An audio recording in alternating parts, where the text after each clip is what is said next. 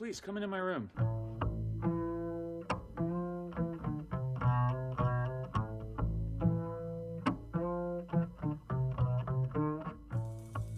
Today in the MUstaSH Room, we have a couple of my buddies from Brazilian Jiu Jitsu, Felix and Andrew.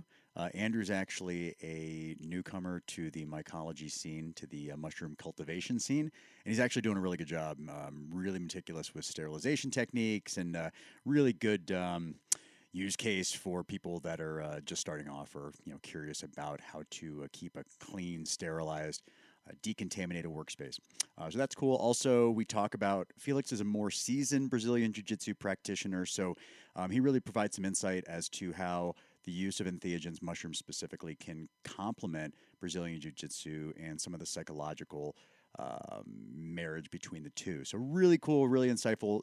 Wifey Jill joins us for some info on the turkey tail strain of mushrooms. A lot of cool medicinal value there, so that's informative. And really happy to have you back. Talk about some mishaps with ogor and some other stuff in the pipeline. Thank you so much. This is episode 6 of the MUstaSH Room podcast. We're still here, still doing this. I have 2 new guests on the podcast. You're welcome. And I'm David Ben, your host. And thank you so much for being here, guys. I have 2 of my buddies from Brazilian Jiu Jitsu. I have Felix and Andrew. I love you guys. Thank you for your presence. Thanks for having us, bro. Really honored. Good. And I like the fact that you're speaking deep into the mic. That was, during sound check, that was a little rough, but it was perfect. So yeah, this we're doing another one. I'm glad to have Andrew here because Andrew's going to have a little bit of a trip report. We're going to do an integration. It wasn't necessarily a therapeutic session for him, but nonetheless, it was a session. So we'll get that going here in a little bit. But I do want to introduce you to a couple good friends of mine, a couple guys that also share the same enthusiasm for mycology and just brain expansion. And so, like, throughout the podcast, we don't go into last names, so you'll just have to refer to them by their first names. But as we go through the podcast, I think you'll really appreciate their perspective, their point of view. I love you guys. Love you too, bro. Very kind. So I have a little list of things that I'd like to talk about here. And we're drinking Pepsi Zero Sugar. We talked about how the max, anything but zero sugar has been deprecated at this point. If you go Dyett, you're not neo enough for the soda industry. It's got dye in it. Right. Saccharin, some horrible. All right. So I want to talk first of all about some issues that I've been having with growing. I showed you guys my moldy, my contaminated spawn bags. I have to admit, I've probably not done a great job with decontaminating my workspace, but I've had a really bad percentage of spawn bags getting contaminated, showing mold, not producing mycelium. And so I just wanted to kind of stress the importance of the workspace being completely sterile, because I've wasted a lot of time and a decent amount of money creating those spawn bags that never yielded shit. So Andrew, I want to defer to you, man. You're a new grower, and hopefully I helped you get your journey going in the right direction, but you've had a really good percentage of success with mycelium versus mold. And so if you could just talk a little bit to the listening audience, which at this point I hope is growing exponentially, but if you could talk and tell them what you've done to mitigate mishap, I'd really appreciate it. Absolutely. Well, I do cheat a little bit. I use the pre-sterilized jars and bags. I can find those. I use a grower called Outgrow, and I buy those on Etsy of all places. So Okay. I have a pretty cool recommendations page on Etsy with all mushroom supplies you can imagine. New unofficial sponsor of the podcast. New unofficial sponsor. Right. I love it. And, I took up, David, your recommendation to use a still air box. So prior to doing that, I take my kitchen, which is, maybe 25 square feet. It's pretty small. I use a ton of the Lysol spray, Good. a ton of 70% isopropyl alcohol. Good. Spray the entire place down. I wear the high cuff gloves, so I'm going all the way up to the elbow, rubbing alcohol all over those. The entire place, there's no airflow. All the air, the fan, everything's off. I try to keep my cat away, so there's nothing else that can kind of float around. Shout out to Mook in the background over there. Exactly. And from there, everything is very careful. I wear an N95 mask as well. It's pretty easy to have since we are in the pandemic still. Yeah. And using that, it's just very slow movements. I do the sterilize the needle, like you said. I love it. Again, a lot of my recommendations came from you. And it's just a really slow, really careful process. And even when I put it into the box where I keep the jars to start forming the mycelium, I'll spray that down with isopropyl alcohol. Okay. Keep that entirely sterile. Put it in a box, close it. I poke air holes in there so it can still have the gas exchange.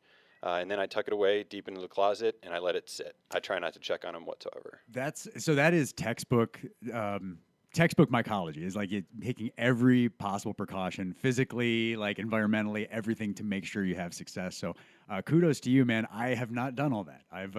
I've cut corners. I used the open oven method for a while. I tried all kinds of different things, but with the amount of stuff I've been trying, I just haven't done it to a T like you have. So kudos to you, man. Well, and one question I have for you, because mine are growing quite slowly. You mentioned that you shake up your bag or your jar after 30% colonization. Yeah. The rule is, and it depends on like what your container is. So if you have a small jar, it might be hard to kind of break free the mycelium. But ultimately, when you're about 30% colonized, when the mycelium, the white part of whatever you're growing, starts to overtake the spawn at about 30% of the total volume, then you try to shake that up and redistribute the mycelium.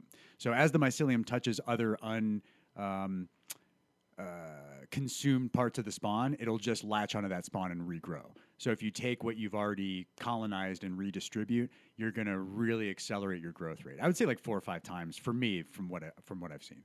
Yeah, and I think I have some jars that are well below that 30%. Okay. So I do want to try that method. I've been way overly careful with mine. When I pick them up, it's a slow movement, just peeking in. So I didn't realize that these things are a little bit more resilient than that. Don't take it for granted, man. It's a safety precaution. Like, I'd rather not spend money just wastefully by being an idiot and haphazard with the process. So everybody should really take your approach, especially if you're just starting out. It's kind of a letdown when you see mold in your shit. Like, that's your baby, right? You're trying to make some mushrooms and do some damage here, but the mold just sets you back mentally and from a process standpoint. So good for you, man. Now, Felix, you have you ever grown mushrooms at all? I'm a professional eater mostly, not really a grower. Okay. Well, hey, I mean, somebody's got to do the actual consumption and report back. So yeah, that's basically where I come in. Is basically I provide feedback for your hard work and dedication, that you guys know what needs to be improved and how can we move forward into getting me more messed up. Fuck it. Without you, man, we wouldn't exist. So thank you, man. Thank you. So Felix, I wanted to you're much more graduated at Brazilian Jiu Jitsu than myself. Andrew, you're more graduated than I am as well. But Felix, you've been doing it for a considerable amount of time. And so, how long actually have you been doing it? Jiu-jitsu or mushrooms? Let's go jiu-jitsu just for a second. take your mind to a slightly different place, just temporarily. All right, right on. Yeah. It's hard for me to like separate once I start like hyper focusing on mushrooms and stuff.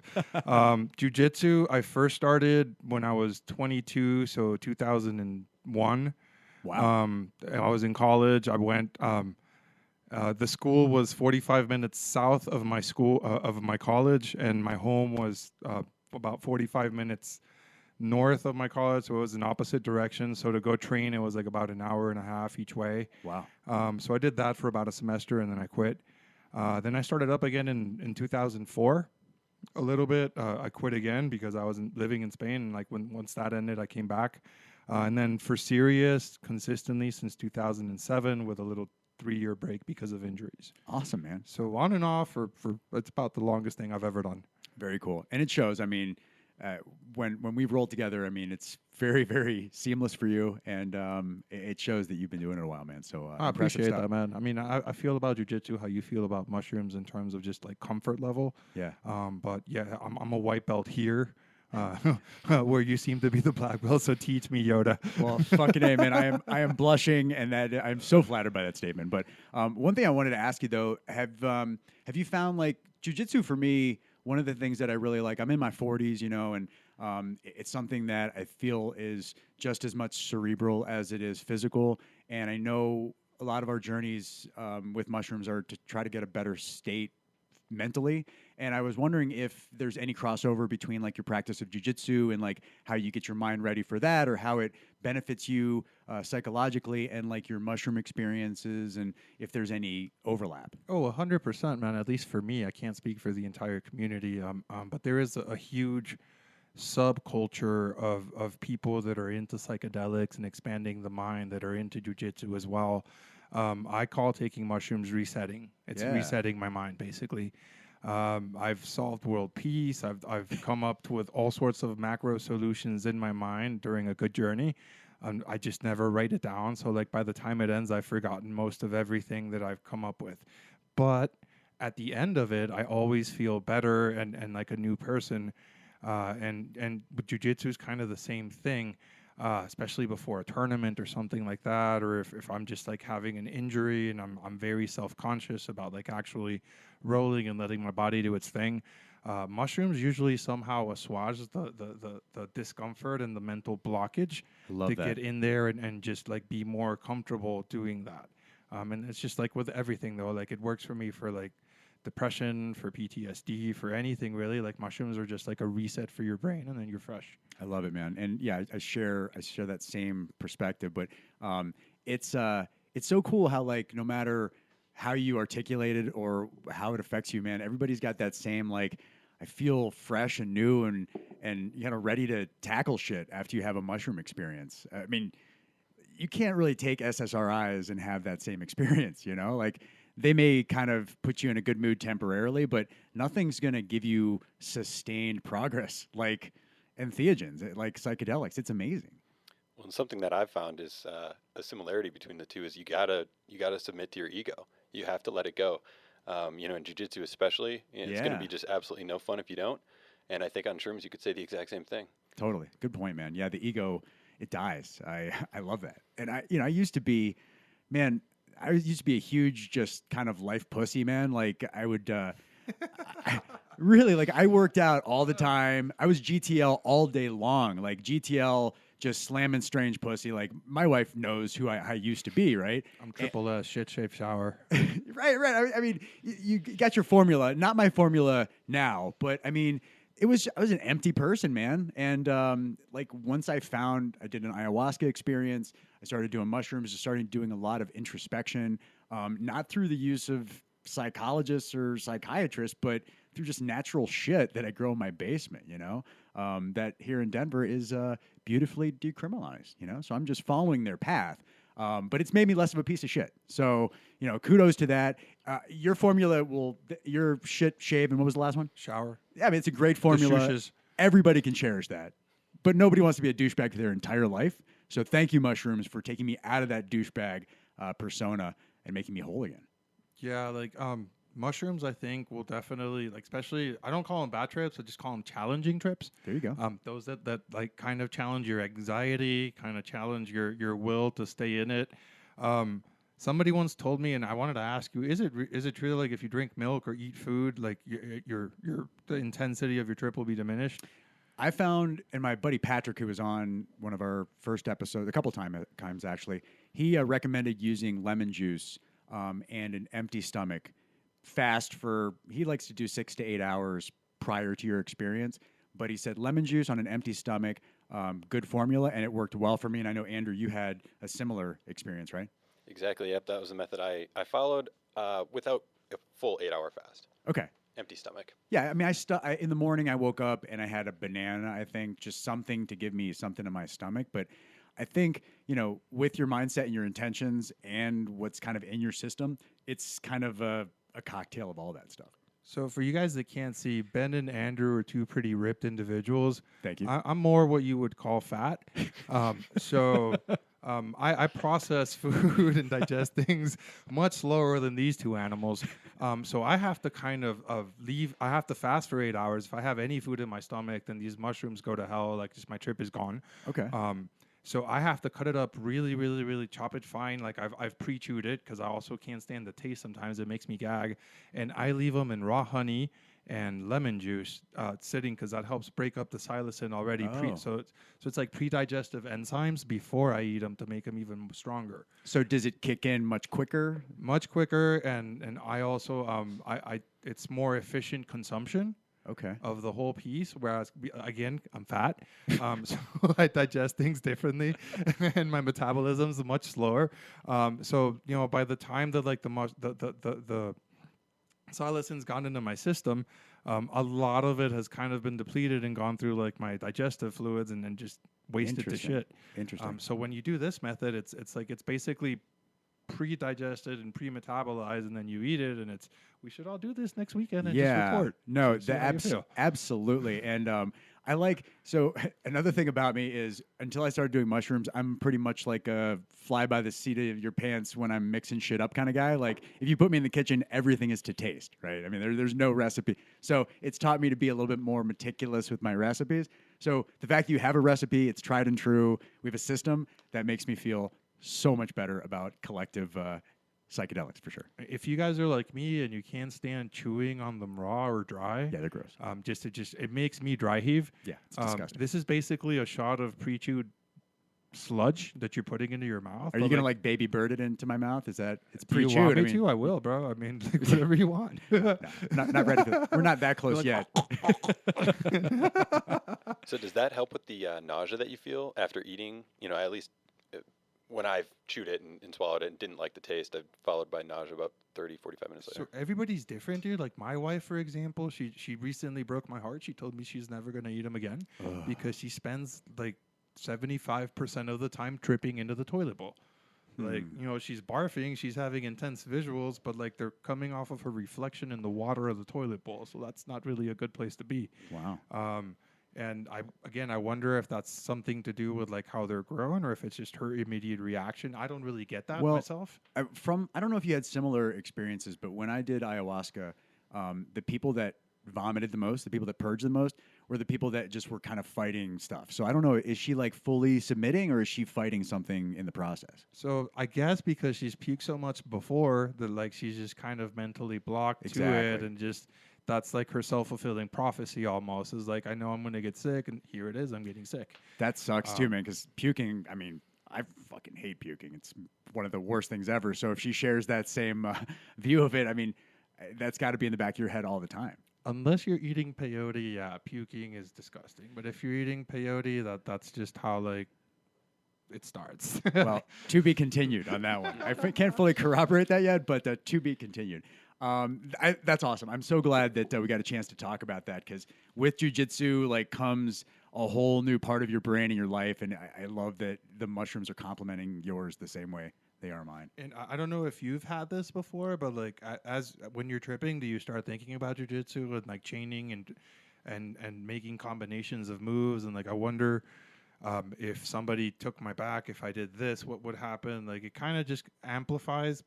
It's like weed on steroids, basically. Like it just gives you another dimension of avenues to enter and focus on things and think and come up with new solutions. Totally. And like going into it, I mean, it sets your brain back to like, you know, you're this adolescent just not having any preconceived notions. So with that, yeah, jiu-jitsu is less of like what I failed at, more of like just what is the smorgasbord of opportunities and decisions to be made. So I can't say that I've done it specifically. My intentions have usually been slightly different, but absolutely anything where there's strategy involved, I could see I would give you a completely different way to look at things. That's awesome. I wanted to talk about my ogor. I've also had some issues with ogor. I haven't taken the listeners through the whole ogor prep process, and I told Andrew and Felix that we're going to do, or I'll do some ogor demonstration on video or in person or something upcoming. But basically, ogor is your gelatin-based growth medium for the early phase of mycelium growth. So the shit in the fridge? The shit in the fridge. Nice. Yeah, the shit in my brand new, my new acquisition, my $40 fridge.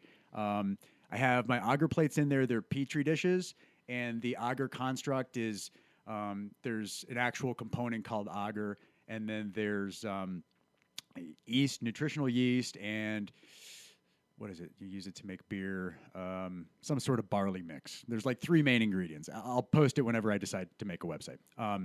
But you make this ogor, you pressure cook it, you sterilize it, and you pour this liquid-based stuff, and it turns into gel into the Petri dishes. And then you introduce spores or liquid culture or some sort of form of early phase of mushroom, and it overtakes the medium. But the problem is I had them just kind of sitting in a box out of my basement.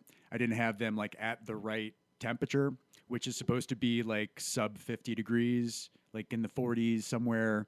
That's what I've been doing.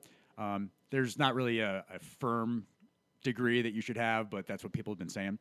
But I put them in the fridge probably too late. I'd say I inoculated my dishes in late July, and then I went back and tried to use some recently. It's now January of the following year. They dried out. So I had probably 20 or 30 auger plates that just totally dried out. So instead of having like fuzzy mycelium on top of that growth medium, it was just like dried out spider webs. So the whole moral of this shitty long story is that if you want to grow auger, make sure that there's a certain amount of time that you want to store it for before you use it. If you have like bags that you're going to inoculate or something like that, make sure that there's a short window before your auger has to be reused for the next step, because it will dry out. And how is the contamination risk when you are inoculating the auger plates compared to, like, for example, a self-healing injection port? So that's a good question. So obviously once the auger is poured, so the auger gets poured into the Petri dish, and you put the parafilm around it to kind of keep it safe.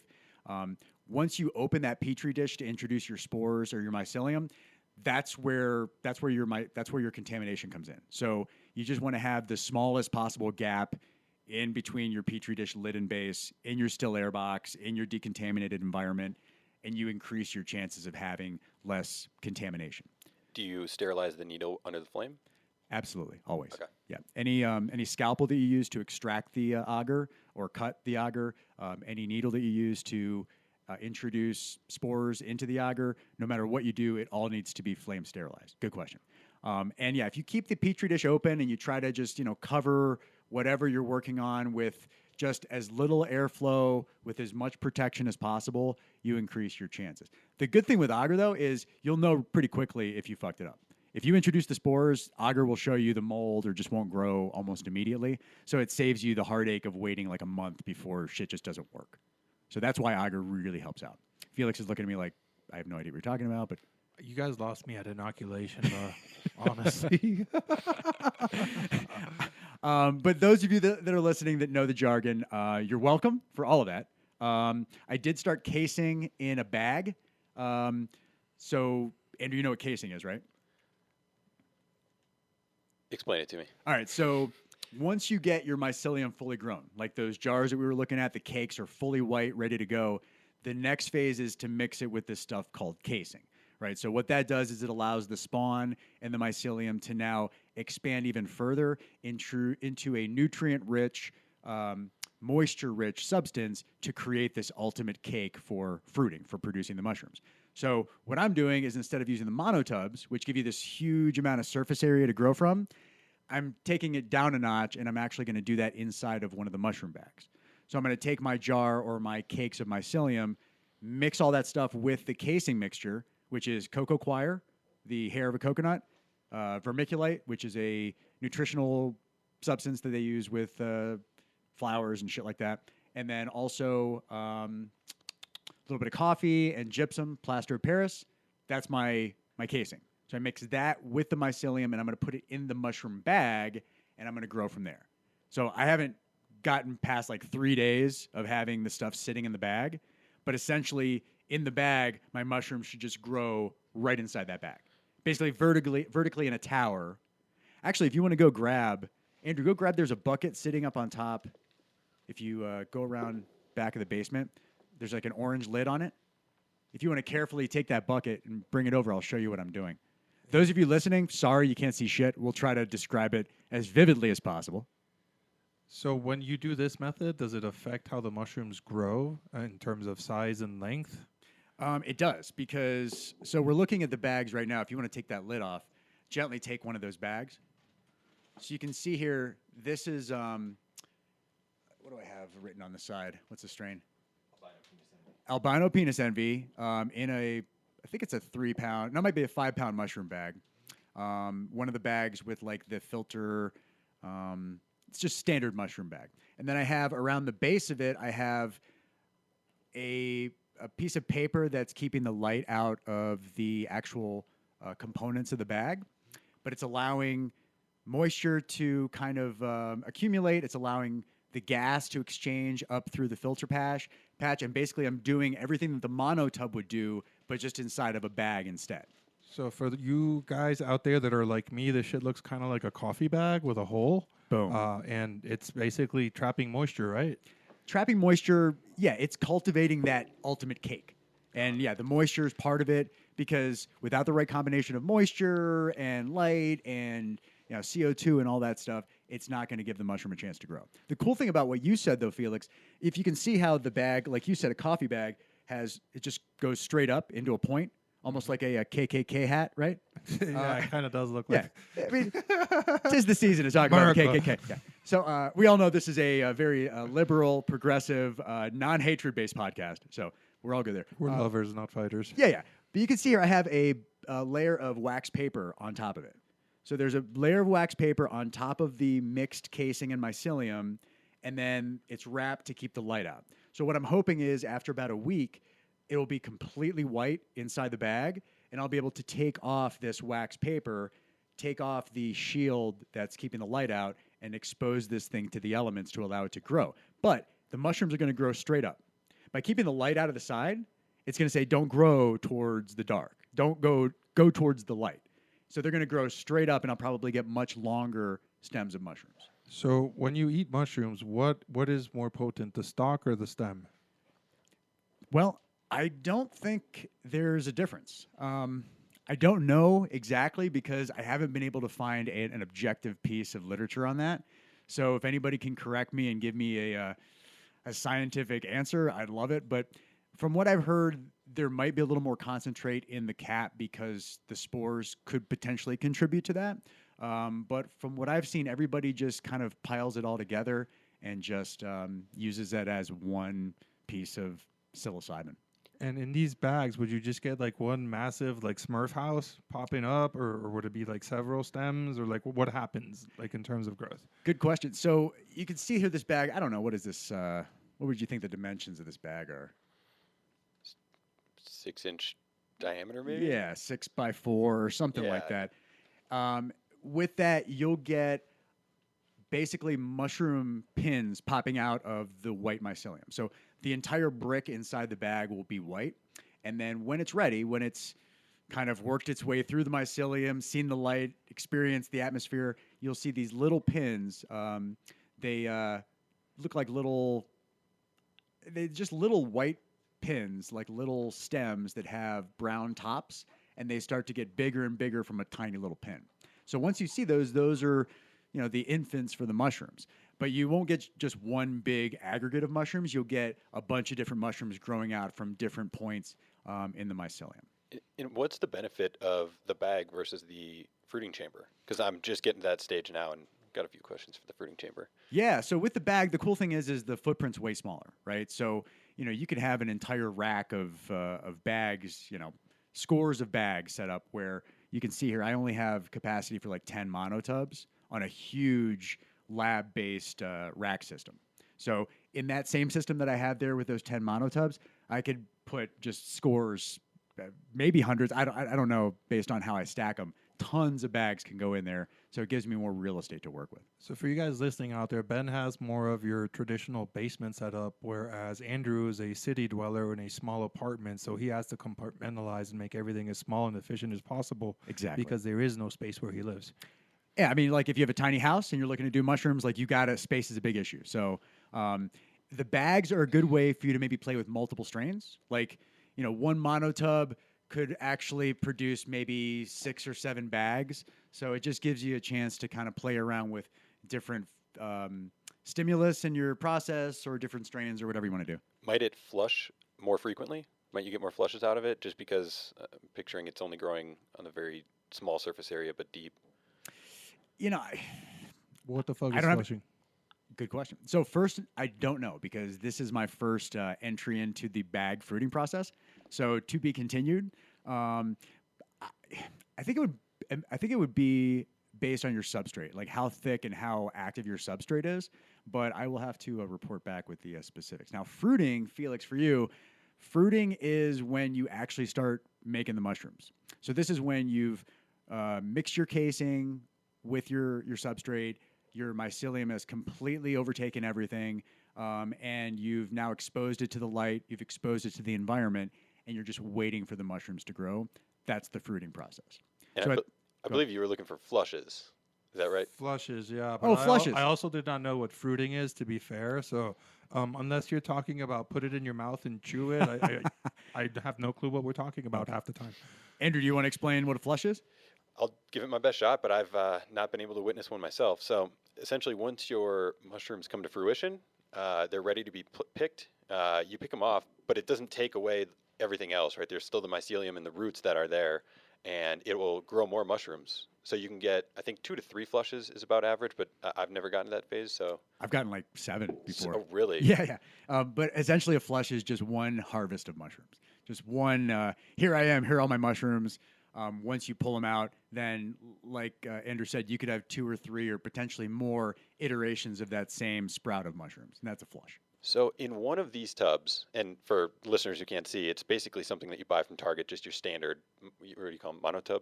Yeah, just a big Tupperware bin or Rubbermaid bin. Yeah. Yeah. So one of those and all the flushes combined, how much average, on an easy strain would that yield in a dried mushroom form? Man, the different strains have different size mushrooms. My B plus have had really voluminous flushes. I would say on average. Are you breaking the ounce threshold? I don't think so. No, Okay. no.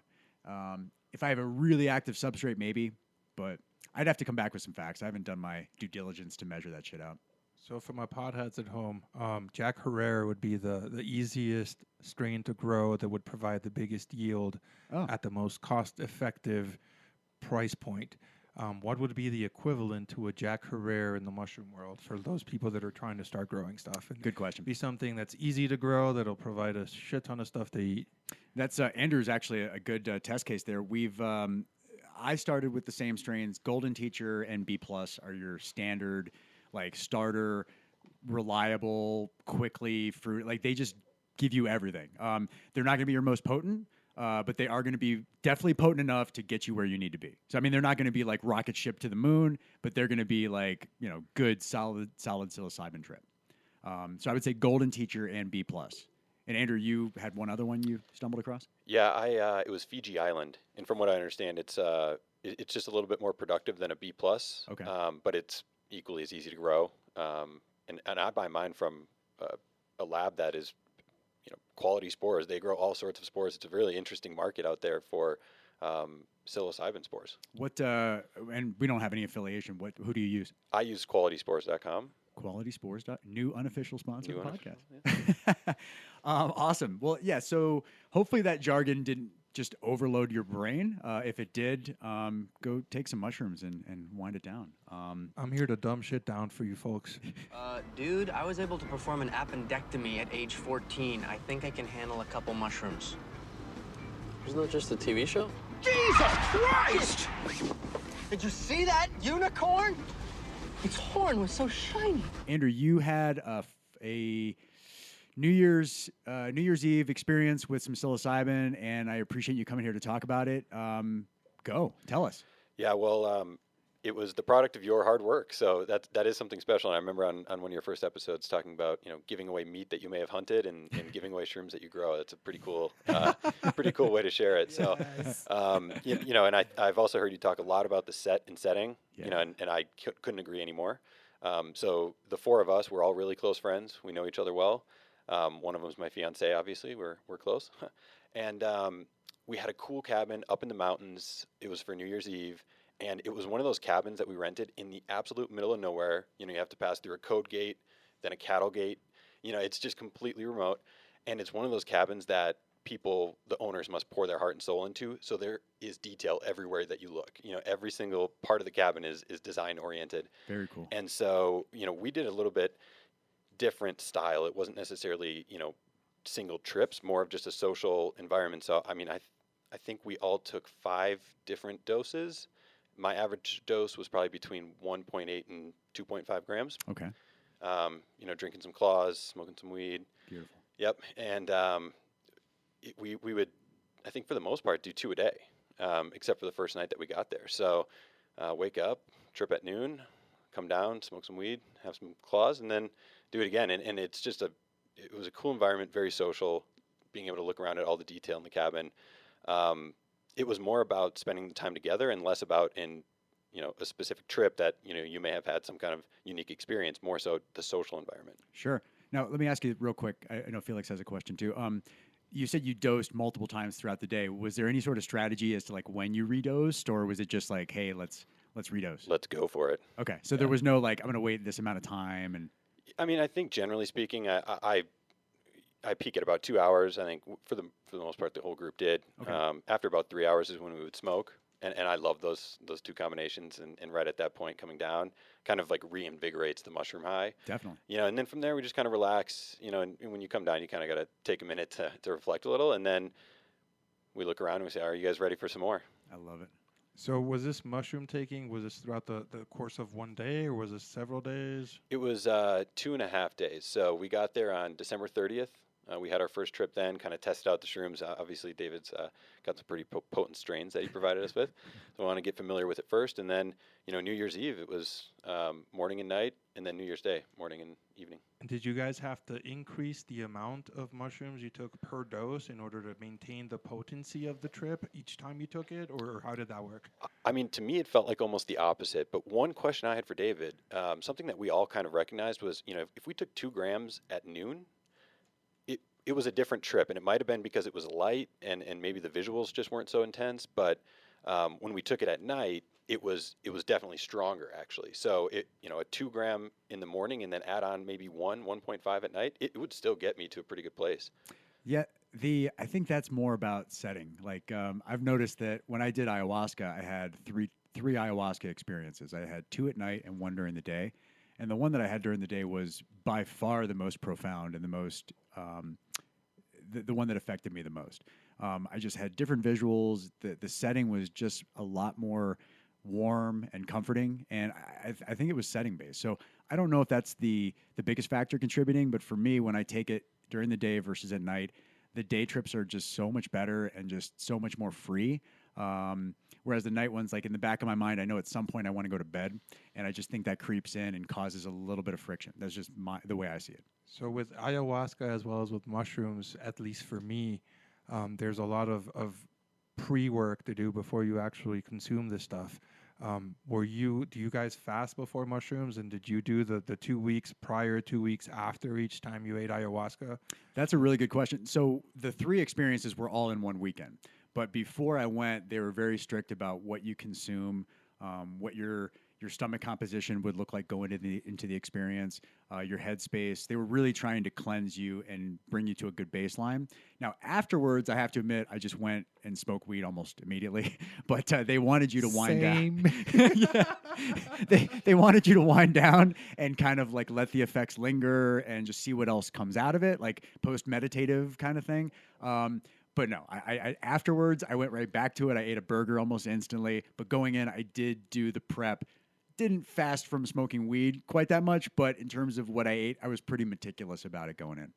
What about no whacking it? No whacking it? That wasn't on the literature. So, Really? So I was whacking it continually going in. I was told no sexual experiences of any kind with a partner or by yourself. Wow. The partner's pretty easy for Felix. I don't get that much either way, but yeah, like I'm married. I need.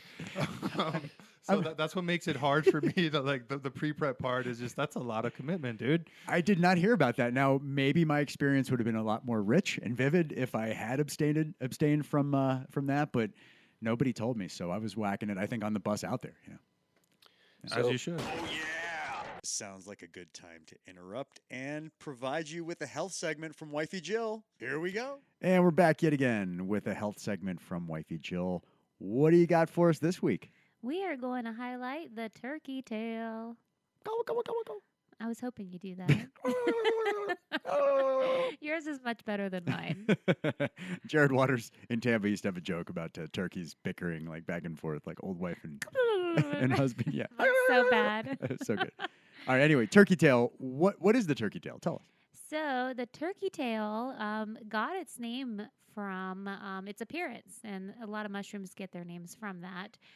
It quite literally looks like a turkey tail. There's an array of colors. It's in that like half moon shaped pattern. So again, Google this one. Check out what the images are.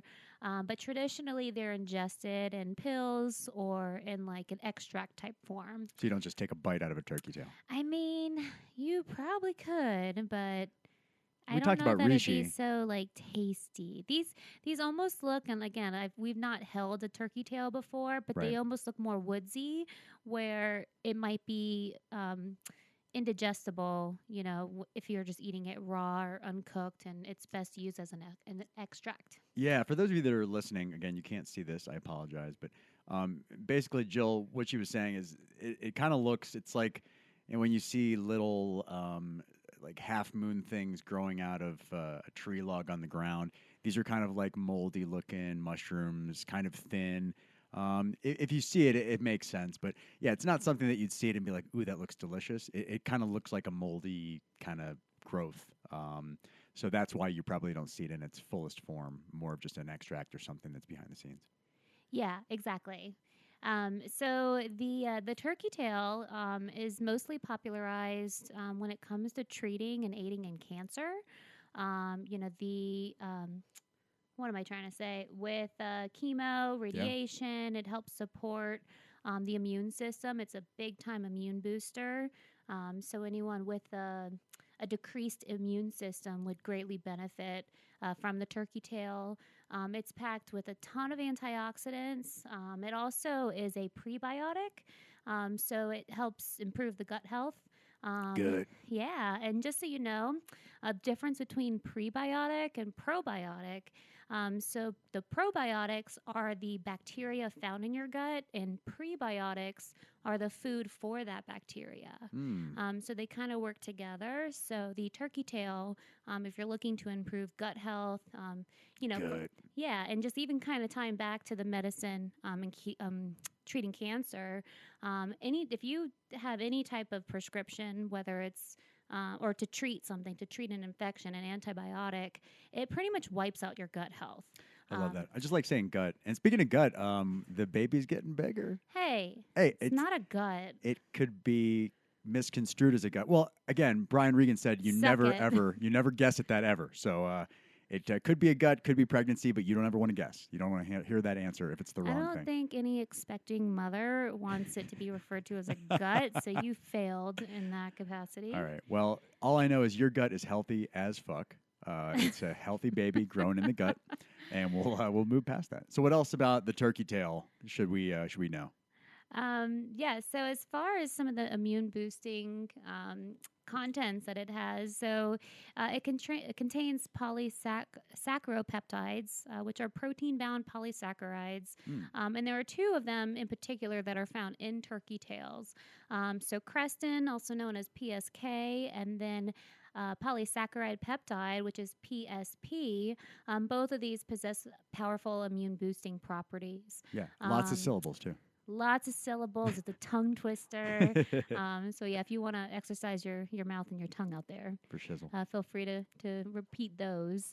But just for instance, in test tube studies, the PSP, the polysaccharide peptide, has increased the monocytes, which are the type of white blood cells that fight infection and boost immunity. Awesome. So there's a lot of scientific data behind turkey tail and its benefits. Even so much, you can treat your pets. You know, if your pets are on certain medicines, you can give them a turkey tail supplement in conjecture to whatever else they're taking. And actually, a coworker of mine is doing that now. I love it. I love it. It sounds like a really good additive or addition to anybody's normal diet. Like, you know, I mean, it sounds like it has qualities where maybe if you were, you know, undergoing cancer treatment or you were more vulnerable to certain illnesses, maybe it's good, you know, after you figure that out. But it sounds like something that just proactively just could be just an addition to your diet, right? Yeah, I mean turkey tail. You find it at GNC. You Okay. find it at the vitamin shop. It's not hard to find at all. It's at our local grocery store. So it is something that anyone can really obtain. So if you're feeling like your immune system's down and you want to kind of give it a boost, there's no really harm. Just make sure you take the recommended dosage. And then what was that movie we just watched? Yeah, well, that was going to be the next thing I wanted to talk about. If you read Michael Pollan's book, How to Change Your Mind, or if you watched Fantastic Fungi, he refers a lot to Paul Stamets. So Paul Stamets, the master mushroom guy, the master mycologist. If you're an astrophysicist, he would be your Neil deGrasse Tyson, right? So he's that guy. Yeah, he literally looks like Oregon as a person. he has a hat that's made out of mushrooms or mycelium or something out of the fungi. You have clothes made out of it. What did you send me the other day? Like, like leather, mushroom leather is a thing. Adidas has a new line, or there's some at least experimentation with mushroom-based leather. So mycelium has been proven as a robust substitute to building materials and other things. So it's gaining a lot of momentum, especially with the ability to consume compost and trash and other things that make it a cleanup agent. It's really got a lot of momentum behind using it in all different facets of industrialism. Yeah, and I would highlight again. I'm sure you've discussed this on the podcast, but Fantastic Fungi is one of the best movies we've seen. Absolutely, number one in regard to this topic. We got the kids running around. Yeah, if you hear like a little skidding, tink, tink, tink. Those are nails skidding on the ground. Brody and Mook just going at it. So thanks, guys, for the background noise. Yeah, but Paul Stamets, he has a TED Talk on the turkey tail and the benefits and how his mother had cancer, and I'm not sure which type of cancer, but it aided in it going into remission. It is just really, really eye-opening and just really encouraging when it comes to medicinal benefits of these mushrooms. Yeah, it's awesome, and you can find that TED Talk online if you just look up Paul Stamets, Stamets, I believe. If you just look him up, you'll find that. It's really cool. I mean, this is not, you're not trying to be a witch doctor by promoting these things. I'm not saying that you should do this instead of traditional means of cancer therapy or anything at all, but it's nice to know that there are alternative ways to just help boost your immune system and make yourself a lower percentage of getting sick, I guess. Yeah, I don't know. absolutely. There's not a better way to say that. Cool. Well, the kids are going crazy, so apparently this is time to wrap this up. Jill, thanks so much for being here. I learned a lot about turkey tail. Hopefully the listeners did as well. And until next time, I love you. I love you, and don't ever call it a gut again. Never going to call it good. All right. See you later. Bye. I know neither of you are big drinkers, but have you, taken shrooms while you're also drinking, and how have you noticed those two interact? For me, alcohol is the common denominator in me becoming an asshole. So I just try to avoid it, especially on psychedelics. Just because I turn into like a frat boy douchebag. The second I start drinking, I'm like, let's fucking burn shit. Let's fucking freedom. And it's like a Hispanic version of Stifler from American Pie. Like that the world doesn't need that.